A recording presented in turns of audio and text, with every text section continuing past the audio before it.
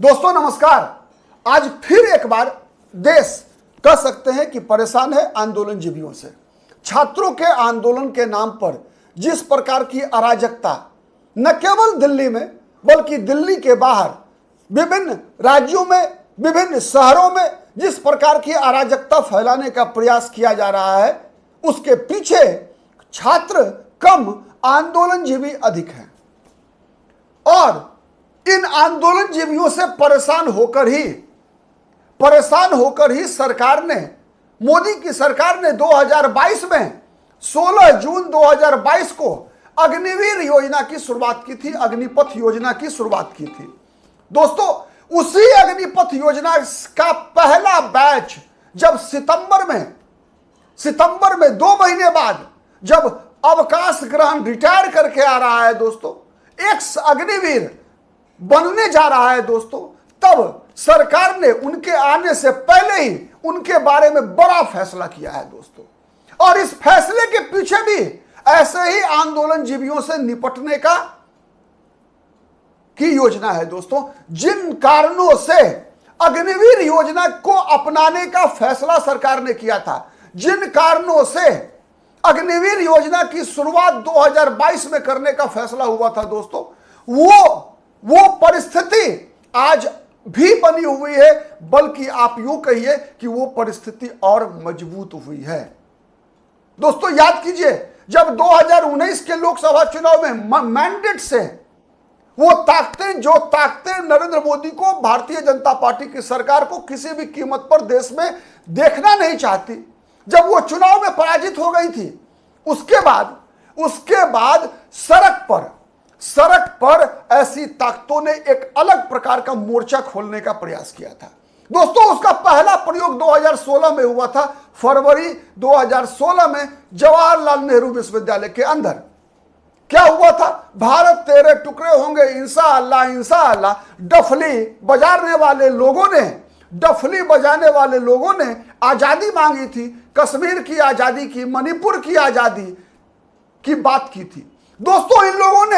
इन लोगों ने जातिवाद से आजादी की बात कही थी। जातिवाद से आजादी का नारा लगाने वाले लोग, इनसे ये सवाल पूछना चाहिए दोस्तों कि जिन संगठनों से ये आजादी मांगने वाले लोग जुड़े हुए थे, उन संगठनों में कितनी बड़ी जातिवादी लोग हैं दोस्तों। इतिहास निकाल कर देखिए, आजादी के बाद, आजादी से पहले को भूल जाइए, आजादी से बाद भी ये सीपीआई, सीपीआईएम, सीपीआईएमएल, ये तो सड़क पर हैं, ये तो लोकतांत्रिक तरीके से चुनाव लड़ने वाले दल हैं। इनके अलावा जंगलों में, चाहे वो एमसीसी हो, चाहे वो पीपुल्स वॉर ग्रुप हो, चाहे वो इनके सांस्कृतिक संगठन डफली बजाने वाले लोग जो हैं, चाहे वो इफ्टा हो, चाहे वो छात्र संगठन एसएफआई हो, एआईएसएफ हो, एआईडीएसओ हो या एआईएसए हो, ये जितने भी संगठन हैं दोस्तों, इनके पदाधिकारियों की सूची निकाल कर देखिए 1947 से लेकर अब तक।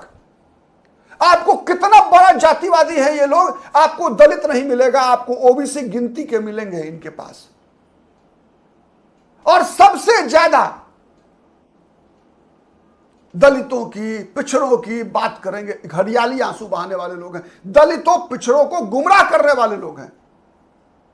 और जितने भी आंदोलन दोस्तों देश के अंदर हुए हैं 2016 के बाद से, चाहे वो सीएए के खिलाफ प्रोटेस्ट हो, चाहे वो शाहीन बाग रहा हो, चाहे वो किसान आंदोलन रहा हो, चाहे अभी का छात्र आंदोलन के नाम पर, आप देखिए हर जगह ये डफली बजाने वाले लोग होंगे। छात्र नहीं होंगे, डफली बजाने वाले जरूर होंगे। इनके साथ कौन लोग होंगे? इनके साथ होंगे डी राजा की बेटी होगी। इनके साथ कौन होंगे? जवाहरलाल नेहरू विश्वविद्यालय के वामपंथी प्रोफेसर होंगे। इनके साथ कौन होंगे? कश्मीर में जब आतंकवाद खत्म हुआ दोस्तों, तो आतंकवाद के खिलाफ जो सॉफ्ट आतंकवादी लोग थे, जो विचारों से आतंकवादी हैं, जो हथियार तो उन लोगों ने त्याग दिया, हथियार त्यागना पड़ा, लेकिन अब जो वैचारिक आतंकवादी हैं, ये सभी लोगों का समर्थन इनके साथ होगा। और इनके साथ अस्थायी रूप से जुड़े हुए होते हैं आंदोलनजीवी। और ऐसी ही परिस्थिति में दोस्तों बड़ा फैसला अग्निवीर के संबंध में लिया गया, जब इसी वर्ष पहला बैच अग्निवीर का आ रहा है दोस्तों, जो रिटायर होकर आ रहा है। एक्स अग्निवीर नाम से एक अग्निवीर के लिए सरकार ने कई घोषणाएं की है दोस्तों। सबसे बड़ी घोषणा क्या है? सबसे बड़ी घोषणा है दोस्तों कि सीएपीएफ और असम राइफल्स में इनको 50% का आरक्षण मिलेगा। 50% का आरक्षण मिलेगा, यानी जितनी बहालियां होंगी हर बहाली में 50% सीटें रिजर्व होगी। इनके लिए आयु सीमा में छूट होगी, इनके लिए मेडिकल की अनिवार्यता समाप्त होगी दोस्तों। न केवल इनके लिए सीएपीएफ, इनके लिए असम राइफल्स, बल्कि आर्मी, नेवी, एयरफोर्स, इन तीनों ने पहले जो व्यवस्था थी दोस्तों कि मात्र 25% लोगों को रिटेन किया जाएगा, उसके बदले आर्मी ने भी कहा है कि नहीं 25% नहीं, उनको 50% चाहिए। एयरफोर्स ने, नेवी ने, सबने इसकी सीमा बढ़ाने का फैसला किया है। दोस्तों समझिए कि आंदोलनजीवियों से संबंध क्या है। दोस्तों अभी आप देख रहे हैं इस आंदोलन में 4-5 कॉमन चीजें होंगी।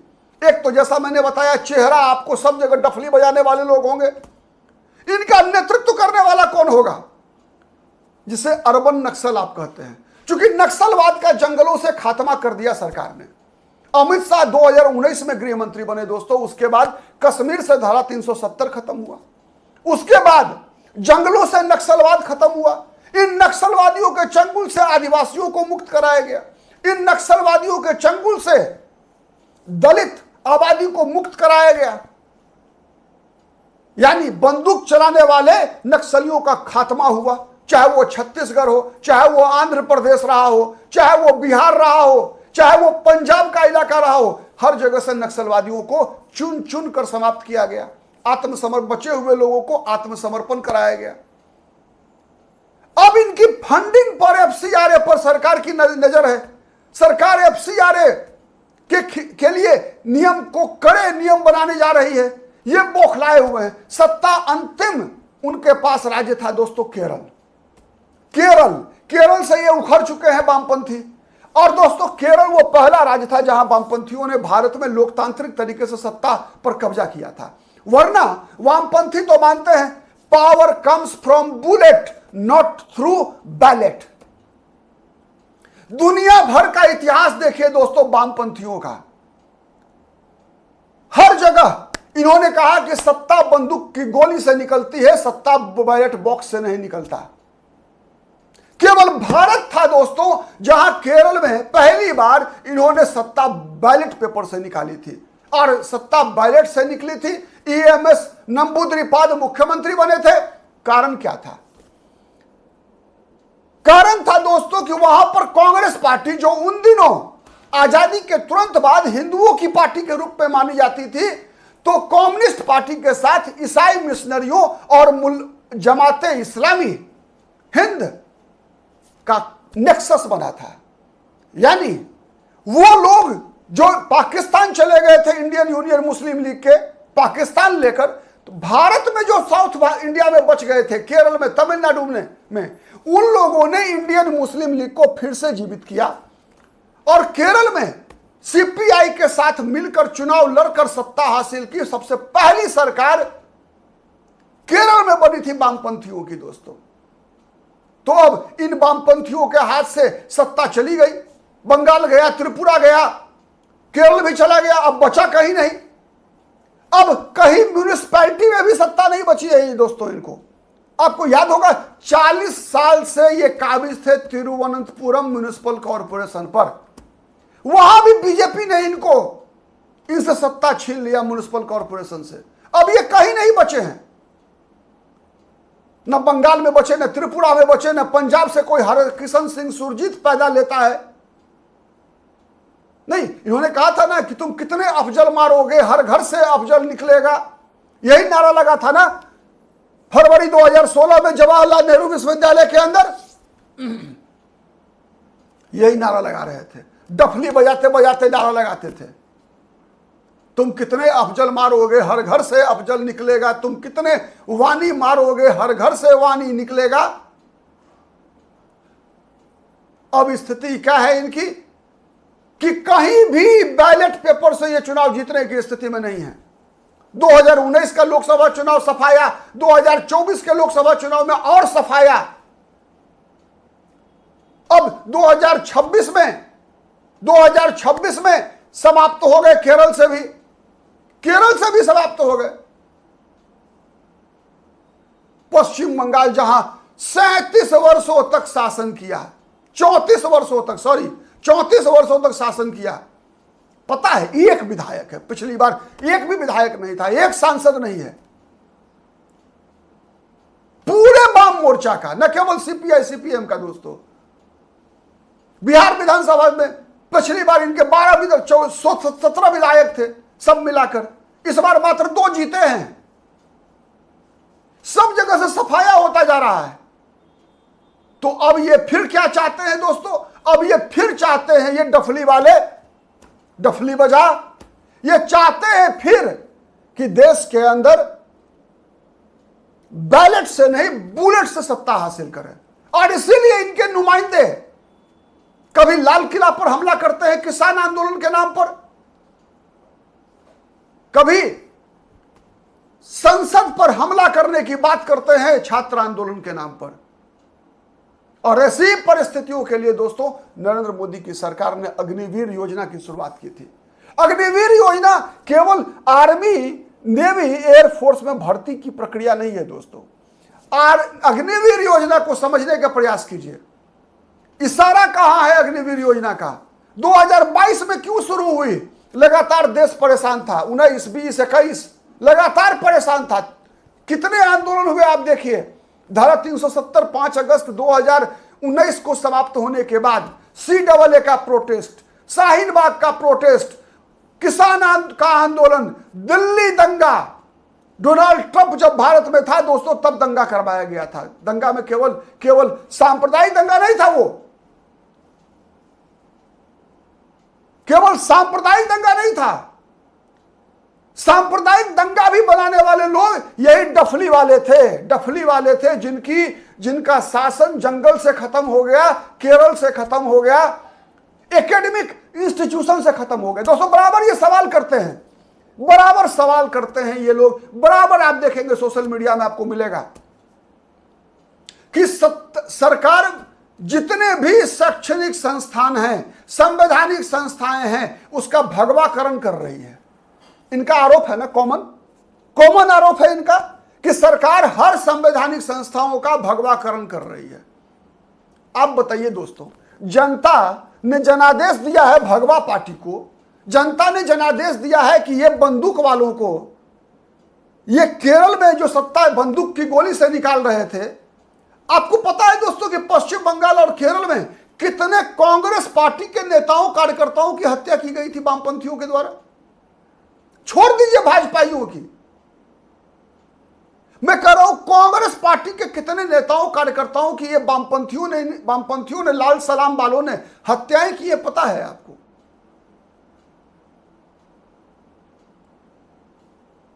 हजारों हैं। अरे बीजेपी तो इनका दुश्मन बना है 1995-96 के बाद से, जब पहली बार अटल बिहारी वाजपेयी देश की सत्ता में के दावेदार बने थे। उससे पहले तो बीजेपी जनसंघ थी कहां?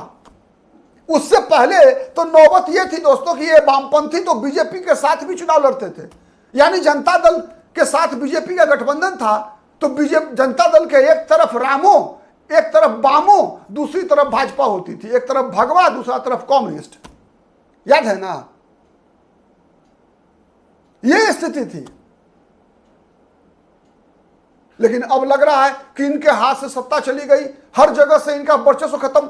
तो मैं दोस्तों बता रहा था कि जितने शैक्षणिक संस्थान पर ये कहते हैं भगवाकरण, ये कहते हैं कि NSDC, national school of drama जैसे संगठन का भगवाकरण कर रही है। अरे सत्ता जनता ने सौंपा है भगवा पार्टी को, जनता ने वोट दिया है, जनता ने चुनकर भेजा है मोहन यादव को, जनता नरेंद्र मोदी को चुनकर देश का प्रधानमंत्री और अमित शाह को गृह मंत्री बनाया है, रेखा गुप्ता को मुख्यमंत्री जनता ने चुनकर बनाया है। किसी नंबूदरी पाद का स्वर्ग से मिले हुए आशीर्वाद या किसी शी जिनपिंग के पैसों से चुनाव लड़कर प्रधानमंत्री नहीं बना है नरेंद्र मोदी। अब जब जनता ने आदेश दिया है कि आप जो हिंदू हित की बात करेगा वही देश पर राज करेगा। हिंदू हित के खिलाफ काम करने वाले लोगों को देश की सत्ता नहीं मिलेगी। यह जनादेश जब जनता ने दिया है दोस्तों, मैं बराबर आम लोगों से बात करता हूं, आप कितने सहमत है मुझे नहीं पता, आप बताइए कमेंट करके। मैं जितने लोगों से बात करता हूं दोस्तों, सबका निष्कर्ष क्या निकलता है, बीजेपी को वोट देने वाले जो लोग हैं उनकी बातों का निचोड़ अगर देखेंगे दोस्तों, तो आपको लगेगा कि इस देश की जनता लगातार 2014 से नरेंद्र मोदी को वोट पेट्रोल के दाम के लिए और सब्जी और चावल के दाम के आधार पर वोट देने का फैसला नहीं करती। नरेंद्र मोदी को वोट देने का फैसला इसलिए करती है इस देश की 80% आबादी, जिससे कि देश सुरक्षित रह सके, समाज सुरक्षित रह सके।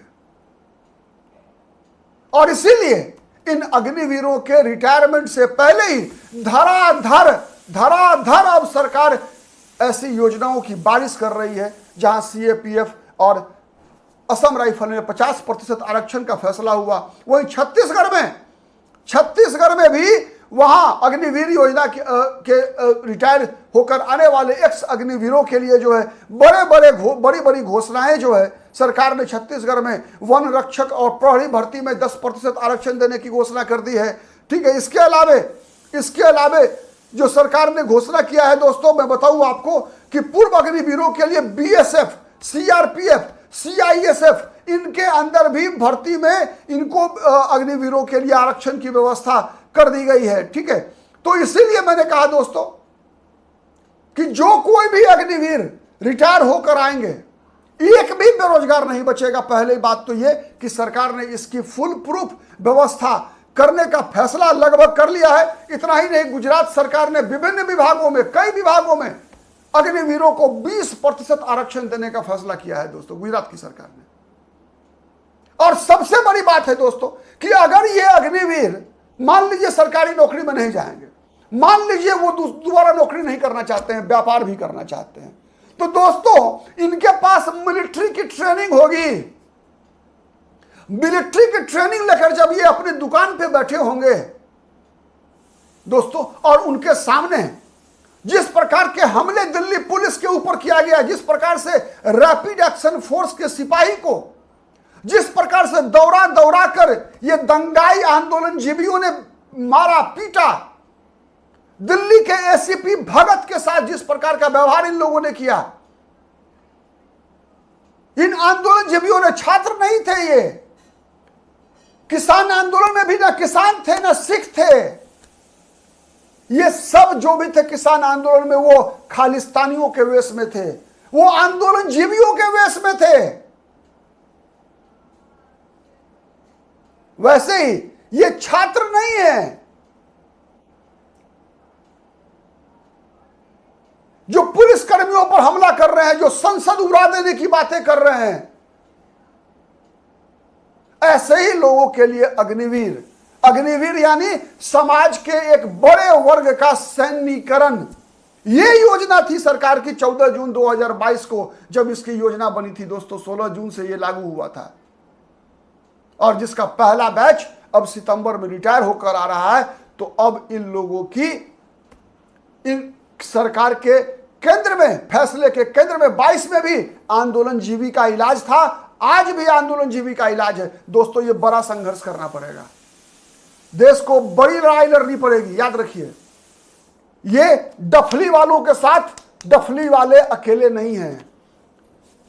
1955 में जिन लोगों ने डफली वाले को केरल में सत्ता दिलवाई थी, ये सब एकजुट हैं।